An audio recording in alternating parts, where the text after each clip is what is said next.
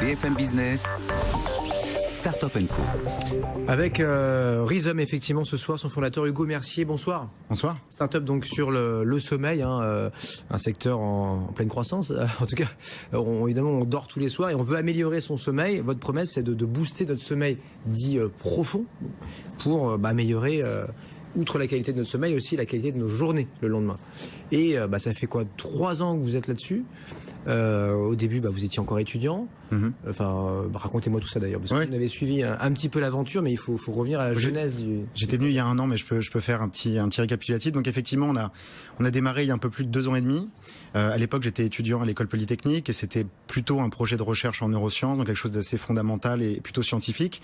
Et puis on a fait assez rapidement une découverte. On s'est rendu compte qu'on était capable d'impacter la qualité du sommeil, qu'on était capable de moduler l'activité cérébrale pendant qu'on dort pour avoir une meilleure qualité de sommeil. Donc plus précisément, effectivement, ce qu'on fait, c'est qu'on va booster le sommeil profond, qui est une phase particulièrement importante du sommeil. Et après avoir fait cette découverte et avoir eu des premiers résultats initiaux plutôt concluants, on s'est dit que en regard de tout ce qui se passe sur le sommeil c'est un véritable enjeu pour les sociétés. On a un peu plus d'1 tiers de la population globale qui dort mal. Et quand on regarde les solutions en face pour essayer d'améliorer son sommeil, c'est rapidement assez décevant. Il y a d'un côté toutes les solutions médicales, donc les somnifères principalement, qui sont addictifs, invasifs, avec des effets secondaires. Et d'un autre côté, on a toutes les solutions technologiques, donc typiquement les trackers d'activité, comme Fitbit, Jawbone ou Easings, et qui sont aussi assez décevants parce qu'au final, c'est du monitoring qui est pas forcément précis, parce que ça mesure pas très bien le sommeil, et surtout c'est passif, donc ça n'a pas aidé à améliorer directement le sommeil. Ça vous dit, oui, vous avez mal dormi, vous avez beaucoup gesticulé, voilà quoi. Mais ça aide pas les gens forcément à mieux dormir. Et donc, alors on change de literie, mais bon, on va pas non plus... Le lit est important, et c'est d'ailleurs une grosse dépense pour les Français, puis pour tout le monde d'ailleurs. Et donc on s'est dit que si on arrivait à transposer ce qu'on avait découvert en laboratoire, qui était non seulement une mesure précise du sommeil, mais surtout une action non invasive, donc contrairement aux somnifères, et avec de l'efficacité sur la qualité de sommeil, on s'est dit qu'on allait proposer quelque chose de nouveau. Donc c'est ce qu'on a fait, puis on a passé les 2 années et demie dernières à développer toutes les technologies et à sortir le produit dans une première série limitée. Donc là, depuis quelques mois, il y a effectivement une version test, une version bêta. Sur combien de personnes là, vous l'avez déjà testé? Alors on a eu beaucoup d'inscriptions, on a en fait commencé le programme il y a un peu plus de 6 mois, on a eu près de 7000 personnes qui sont inscrites en ligne en quelques semaines, sans trop de marketing, on était plutôt assez contents de ça. Et puis on a sélectionné que 500 personnes, on a fait une série limitée de 500 personnes pour passer un peu de temps pour valider la technologie, la science, voir comment les personnes réagissaient au produit. Et donc là maintenant ça fait à peu près 6 mois qu'on a ces 500 utilisateurs qui utilisent le bandeau tous les jours, et on est très content du résultat que ça a eu, à la fois objectif sur les mesures, sur les données qu'on a pu en récolter, mais aussi sur le feedback des gens, comment ils se ressentent en journée, le matin, avec les stimulations. Donc c'est un bandeau, c'est pas un casque. Et qu'est-ce que ça fait? En quoi ça agit sur la qualité de mon sommeil? Donc le bandeau, donc on le met sur la tête, il a pas mal de technologies embarquées, je vais pas rentrer dans le détail, mais grosso modo on a des capteurs qui permettent de mesurer l'activité cérébrale. On a un ordinateur miniature embarqué qui va pouvoir analyser en temps réel tout le signal qui provient de ces capteurs-là, donc l'activité des neurones, et qui va analyser ça en temps réel.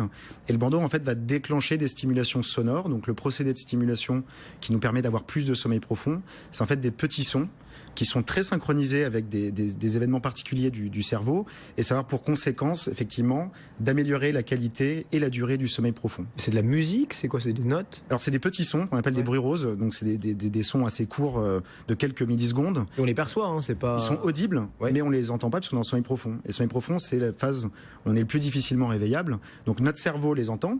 Et c'est pour ça qu'on a cette efficacité sur le sommeil profond. Mais nous, on les entend pas, on n'est pas réveillé. C'est à quelle heure le sommeil profond? C'est entre quand et quand? Alors, quelle heure, ça dépend de l'heure à laquelle vous vous couchez. Mais c'est approximativement à peu près 30 minutes après l'endormissement. Et là, on est parti pour combien de temps? Donc ça va dépendre parce que le sommeil c'est très variable, mais grosso modo, on s'endort, on tombe en sommeil léger transitoire, on va arriver en sommeil profond, on va repartir en sommeil léger, on va osciller comme ça toute la nuit, et en fin de nuit on a la phase de REM, ce qu'on appelle de REM, donc la phase pendant laquelle on rêve, de sommeil paradoxal en fin de nuit, mais c'est très variable selon les personnes. Et alors évidemment, là vous avez eu les volontaires, mais pour quand vous serez en phase commerciale, pour convaincre tous ceux qui seraient un peu soit dubitatifs, soit qui disent non, je veux pas un truc sur la tête avec des ondes, des machins, c'est dangereux, voilà.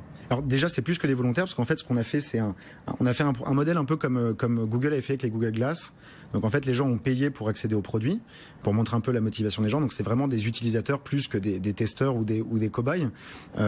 Après en ce qui concerne les craintes, ce qu'il faut savoir déjà, c'est que tout ce qu'on fait est non invasif.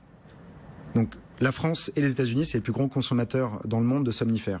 Et pour le coup, là, il y a des études très sérieuses qui montrent effectivement la corrélation entre la prise de somnifères, la dégradation des performances cognitives physiques et même le lien avec certaines maladies neurodégénératives. Donc nous, contrairement à, on va dire, un comprimé qui a une action chimique, qui va venir modifier quelque chose. Nous, on est purement un son. Donc, c'est pas de la stimulation électrique, c'est pas de la stimulation magnétique, c'est un son. Donc, c'est non invasif.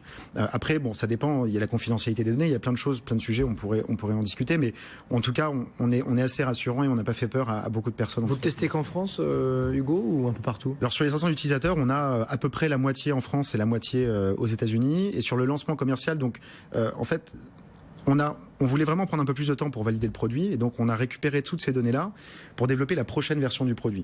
Donc la prochaine version du produit, je peux expliquer un peu en quoi elle est meilleure. Elle n'est pas encore annoncée. Elle sera annoncée cet été. Donc d'ailleurs, si les gens sont intéressés, ils peuvent aller sur notre site, donc qui est dream.com, pour s'inscrire et avoir des nouvelles quand le produit sort. Et donc cette version-là du produit va être améliorée parce que si on va sur Internet ou si on regarde les images que vous avez pu diffuser, en fait c'est la version bêta. Donc le design est différent. Sur le nouveau produit, on a eu beaucoup d'améliorations. Déjà d'un point de vue design, il est un tiers plus petit, plus léger. Il n'utilise plus du tout les mêmes matériaux. Donc ça coûtera combien, Hugo? Alors le prix n'est pas encore annoncé, mais c'est dans les eaux de ce qu'on avait pour le produit bêta qui était à 349 €. Donc ce sera dans ces eaux-là, mais le prix n'est pas encore annoncé. Merci beaucoup, Hugo Mercier, ce soir dans Startup & Co sur BFM Business.